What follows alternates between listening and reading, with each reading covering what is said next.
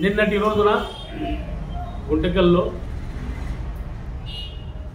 మండలి మాజీ చైర్మన్ షరీఫ్ అహ్మద్ గారు, అలాగే కదిరి మాజీ శాసనసభ్యులు ఉతార్ జాల్మాషా గారు, జిల్లా గ్రంథాలయ చైర్మన్ సాలర్ బాషా గారు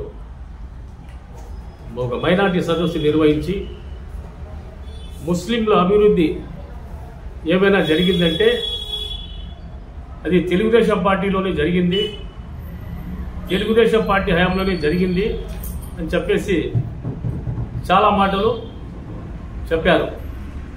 ముఖ్యంగా నేను ఈరోజు ఆ నాయకులకి సూటిగా అడగదలుచుకున్నా, మీరు అధికారంలో తెలుగుదేశం పార్టీ ఉమ్మడి రాష్ట్రంలో కూడా అధికారం చేపట్టింది, అలాగే తెలంగాణ ఆంధ్రప్రదేశ్ సపరేట్ అయిన తర్వాత కూడా ఆంధ్రప్రదేశ్లో కూడా మీ ప్రభుత్వం ఒకసారి వచ్చింది. ముస్లింలకు తెలుగుదేశం పార్టీ ఏం చేసింది అని చెప్పేసి నేను అడుగుతున్నా. మీరేమో ఎంతసేపు ఏం మాట్లాడతారంటే తెలుగుదేశం పార్టీ రంజాన్ తోఫా ముస్లింలకు ఇచ్చింది, అలాగే దుల్హన్ పథకం ఇచ్చింది, ఇది తప్ప వేరే మీరు ఏమన్నా చెప్పే దాఖలాలు ఏమన్నా ఉన్నాయా? ఎంతసేపు రంజాన్ తోఫా, దుల్హన్ పథకం, లేదంటే మకాన్ దుకా, ఇది తప్ప ఏమన్నా మాట్లాడతారా మీరు? రాజకీయ పరంగా ఏమన్నా తెలుగుదేశం పార్టీ ముస్లింలకు ముస్లింలు ఏమన్నా అభివృద్ధి చెందినారా మీ పార్టీలో? అది చెప్పండి. మీరు ముస్లిం సామాజిక వర్గానికి మీరు ఎన్నికలలో ఎన్ని ఎమ్మెల్యే స్థానాలు ఇచ్చారు, ఏం ఇవ్వబోతున్నారు, అది ఏమైనా చెప్తారా మీరు? అది చెప్పారు. నేను ఒకటే మీకు సూటిగా అడుగుతున్నా, ఈ మైనార్టీ నాయకులకు నేను చెప్తాను, వినండి. మా ప్రభుత్వంలో మా గౌరవ ముఖ్యమంత్రి వైఎస్ జగన్మోహన్ రెడ్డి గారు ముస్లింలు ప్రతి ఒక్క పథకంలో లబ్ధి పొందుతున్నారు. తీసుకోండి మీరు. జనవరి రైతు భరోసా, వైఎస్ఆర్ ఆసరా, జగనన్న తోడు జనవరిలో. ఫిబ్రవరి జగనన్న విద్య దీవెన, జగనన్న చేదోడు, టైలర్లు, నాయ బ్రాహ్మణులు, రజకులు, ఈ అన్ని దాంట్లో కూడా ముస్లింలు లబ్ధి పొందుతున్నారు. అలాగే మార్చ్ జగనన్న విద్య దీవెన, ఇందులో కూడా ముస్లిం స్టూడెంట్స్ ఎంతో మంది ఉన్నారు, వాళ్ళు లబ్ధి పొందుతున్నారు. అలాగే ఏప్రిల్ జగనన్న వసతి దీవెన, వడ్డీ లేని రుణాలు డాక్రా గ్రూపులకు, ఇందులో కూడా చాలా ముస్లింలు డాక్రా మహిళలుగా కొనసాగుతున్నారు. అలాగే మే జగనన్న విద్యా దీవెన, వైఎస్ఆర్ ఉచిత పంటల బీమా, వైఎస్ఆర్ రైతు భరోసా, మత్స్యకార భరోసా, ఇందులో కూడా ముస్లింలు ఎంతో మంది లబ్ధి పొందుతున్నారు. అలాగే జూన్ జగనన్న అమ్మబడిలో ఈరోజు ఎంతో మంది మా అక్క చెల్లెమ్మలు మాకు చదివిస్తున్నారు. బిడ్డలకి అమ్మబడి పథకం వాళ్ళకు వర్తిస్తూ ఉంది. కార్పొరేట్ స్కూళ్ళకు ఇస్తున్నారు, గవర్నమెంట్ స్కూళ్ళలో కూడా ఇస్తున్నారు. అలాగే జూలై జగనన్న విద్యా కానుక, వైఎస్ఆర్ వాహన మిత్ర, వైఎస్ఆర్ కాపునేస్తం, జగనన్న తోడు, ఇందులో కూడా మా ముస్లింస్ ఎంతో మంది లబ్ధి చేకూరుతా ఉంది ఈ పథకాల్లో. అలాగే August Vidya Deevena, MS ME పారిశ్రామిక రాయితీలు, వైఎస్ఆర్ నేతల హస్తం, ఇందులో కూడా మా ముస్లింస్ లబ్ధి పొందుతున్నారు.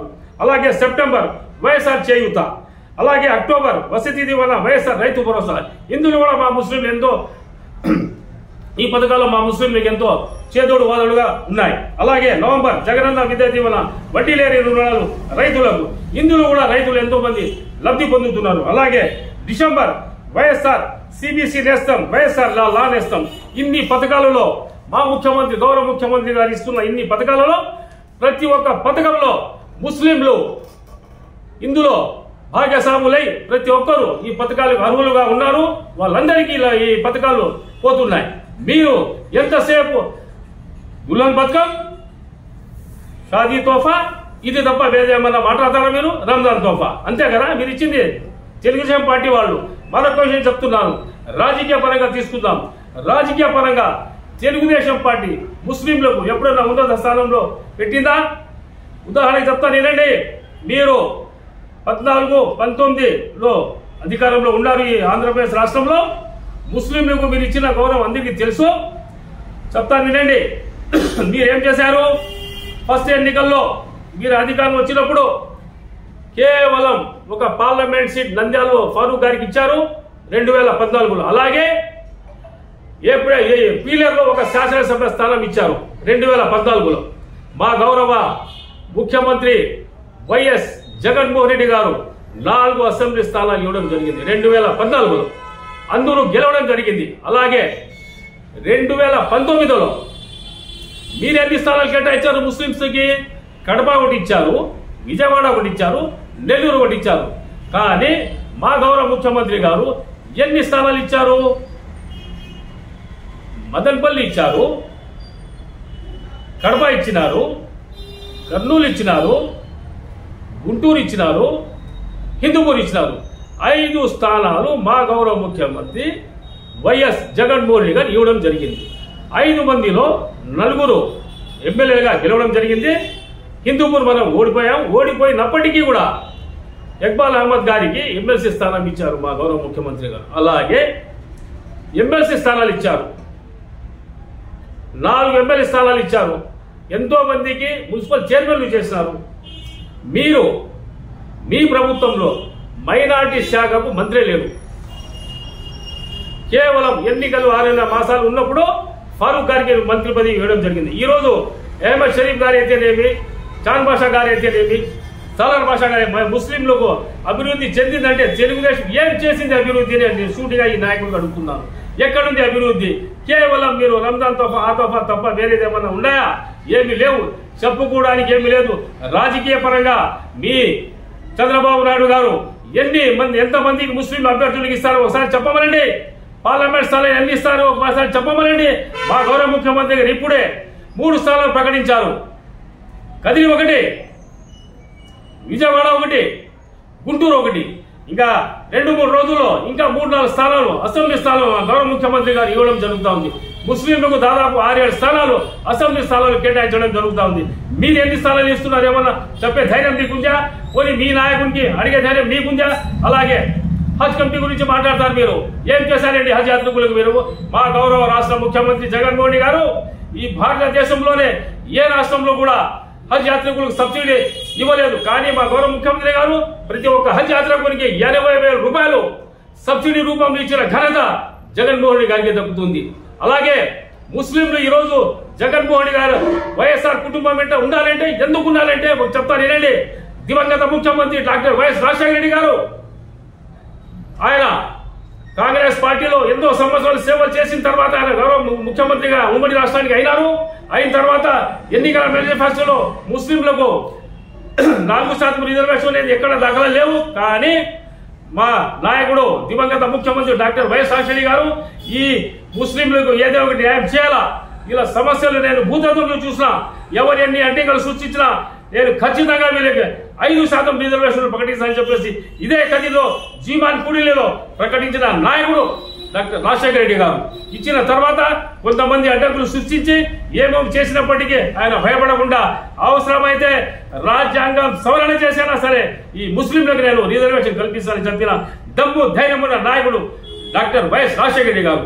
దాని తర్వాత 4% రిజర్వేషన్ మా కమ్యూనిటీకి వచ్చింది. మేము ఆయన ఎప్పుడు మేము డాక్టర్ రాజశేఖర గారు రుణపడి ఉంటాం. ఎందుకంటే ఆయన మహానుభావం చేశాడు. అలాగే ఫీ రియంబర్స్మెంట్ ప్రవేశపెట్టింది డాక్టర్ రాజశేఖర రెడ్డి గారు. ఈ రోజు మా పిల్లలు ఉన్నత చదువుతున్నారంటే ఆ మహానుభావుడు పెట్టిన భిక్ష. అది కూడా చెప్తున్నారు. దానికి తూటా తప్పకుండా మా గౌరవ ముఖ్యమంత్రి జగన్మోహన్ రెడ్డి గారు అమలు చేస్తున్నారు. ఇన్ని పథకాలు, ఇన్ని భరోసాలు రాజకీయంగా పరంగా అయితేనేమి, విద్యా పరంగా అయితేనేమి, హెల్త్ పరంగా అయితే అన్ని విధాలు ఆదుకొని ముందుకు ఈ కమ్యూనిటీకి ముస్లిం కమ్యూనిటీకి ముందుకు తీసుకోవడం అంటే మీరు ఏమేమి విమర్శలు చేస్తారా? ఎంతసేపు మీరు దుకాన్ మకాన్ సాది తోఫా ఇది తప్ప వేరేది మీ కళ్ళ కనబడవా? రాజకీయంగా చెప్పమనండి. మీ చంద్రబాబు నాయుడు గారికి ఎన్ని సీట్లు ముస్లింని కేటాయిస్తున్నాడు, పార్లమెంట్ స్థానాలు ఎన్ని కేటాయిస్తున్నాడు, అది లేదు. కేవలం డబ్బా కొట్టుకుంటున్నారు మీరు ఎక్కడ పోయినా కూడా. అసలు షరీఫ్ గారికి నేను ఉండే సూటిగా అడుగుతున్నాను, మీరు ఎప్పుడన్నా మీ పార్టీ అధికారం ఉన్నప్పుడు రాష్ట్రంలో పర్యటించినారా? ముస్లింల స్థితిగతులు మీరు ఆలోచించినారా? ఎప్పుడు మీరు తిరిగిన దాఖలాలు లేవు. ఇప్పుడు ఎన్నికల సమయంలో మీరు ఆ ఊరికి పోవడం, ఈ ఊరికి పోవడం, మా పార్టీ అది చేసింది, మా పార్టీ ఇది ఏం చేసిందని మీ పార్టీ ముస్లింల సోదరులకు నేను దయచేసి నేను విజ్ఞప్తి చేస్తున్నా. సోదరులారా, మాకు ముస్లింలు గౌరవం ఇచ్చింది రాజశేఖర రెడ్డి గారి కుటుంబం, గౌరవం ఇస్తా ఉండేది జగన్మోహన్ రెడ్డి గారు ముఖ్యమంత్రిగా ఉన్నారు రాష్ట్రంలో. మాకు ఎన్ని సమస్యలు వచ్చినా కూడా ఆయన ముందు నుండి నడిపించే దమ్ము ధైర్యం ఉండే నాయకుడు జగన్మోహన్ రెడ్డి గారు. అందుకోసం మీకు నేను విజ్ఞప్తి చేస్తున్నా, దయచేసి వీళ్ళ మాటలు నమ్మద్దండి. ఇలా మోసాలు చాలా మంది వీళ్ళు మోసాలు చేస్తారు. వీళ్ళు ఈ పార్టీ వాళ్ళు దయచేసి అబద్ధాలు చెప్తారు, దయచేసి నమ్మద్దండి, వాస్తవాలు చూడండి. జగన్మోహన్ గారు మీకోసం మా జాతి కోసం ఎంత కష్టపడుతున్నారు. ప్రతి ఒక్క విషయంలో కూడా, ప్రతి ఒక్క పథకంలో కూడా ముస్లిం అభ్యర్థులున్నాడు. ఈ రోజు హౌసింగ్ లో చూసుకోండి, మీరు పింఛన్లు తీసుకోండి, ప్రతి ఒక్క విషయంలో కూడా మా గౌరవ ముఖ్యమంత్రి గారు ముస్లింలకు ప్రాధాన్యత ఇస్తున్నారు. అలాగే వాళ్ళ తండ్రి 4% రిజర్వేషన్ ఆదుకున్నారు. ఈ రోజు ఈ రాష్ట్రంలో దాదాపు 17 మెడికల్ కాలేజీలు కూడా ఈ రోజు శాంక్షన్ అయి పనులు జరుగుతున్నాయి, చాలా వేగంగా జరుగుతున్నాయి. ఇవన్నీ అభివృద్ధికి బాట వేస్తున్నాడు మా గౌరవ ముఖ్యమంత్రి గారు. ఇవన్నీ ఆలోచించండి దయచేసి. వచ్చే ఎన్నికలలో కూడా ఈ పార్టీ తెలుగుదేశం పార్టీ వచ్చి ఏమేమో జిమ్మికులు చేస్తుంది, అబద్ధాలు వాగ్దానాలు చేస్తుంది. దయచేసి ఈ వాగ్దానాలకు నమ్మి మోసపోతండి. జగన్మోహన్ రెడ్డి గారు ఎన్నికల్లో ఏ వాగ్దానం చేశారో అవన్నీ తూచా తప్పకుండా పాటిస్తున్నారు. అయిన నవరత్నాలు లేని హామీలు కూడా మా గౌరవ ముఖ్యమంత్రి గారు ఈ రోజు ప్రవేశపెడుతున్నారు. దయచేసి మీరు ఆలోచించండి ముస్లిం సోదరులారా. తెలుగుదేశం పార్టీ వాళ్లకు నమ్మద్దండి. దయచేసి వాళ్ళ కల్లి బుల్లి మాటలకు దయచేసి మీరు నమ్మకుండా వచ్చే ఎన్నికలలో వైఎస్ఆర్ కాంగ్రెస్ పార్టీకి మనం అందరూ పనిచేస్తాం, మనం అండగా ఉండాం. ఖచ్చితంగా వైఎస్ఆర్ గెలుపు కృషికి మనమంతా ఏకంగా పనిచేసి వైఎస్ఆర్ కాంగ్రెస్ పార్టీ గెలిపిస్తాం. మరొకసారి ఈ రాష్ట్రానికి జగన్మోహన్ గారికి ముఖ్యమంత్రి చేసుకుంటే మనం అందరూ బాగుంటాం. ఎందుకు చెప్తున్నా అంటే మా కోసం ఆ కుటుంబం పాటుపడింది, మాకు ఎన్నో పథకాలు ఆ కుటుంబం ఇస్తా ఉంది. మా సమస్యలు ఏం చెప్పినా కూడా పరిష్కారం అవుతున్నాయి. రాజకీయ పరంగా మాకు అండగా ఉన్నారు, విద్యాపరంగా అయితేనేమి, వైద్యపరంగా ప్రతి ఒక్క విషయంలో కూడా మా గౌరవ ముఖ్యమంత్రి గారు మాకు అండగా ఉన్నారు.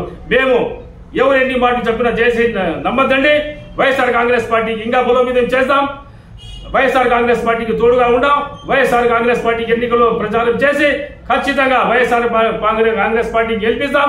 దయచేసి వాళ్ళ మాటలు నమ్మని చెప్పేసి ఈ మీడియా ద్వారా నేను ముస్లిం సోదరులకు విజ్ఞప్తి చేస్తున్నాను.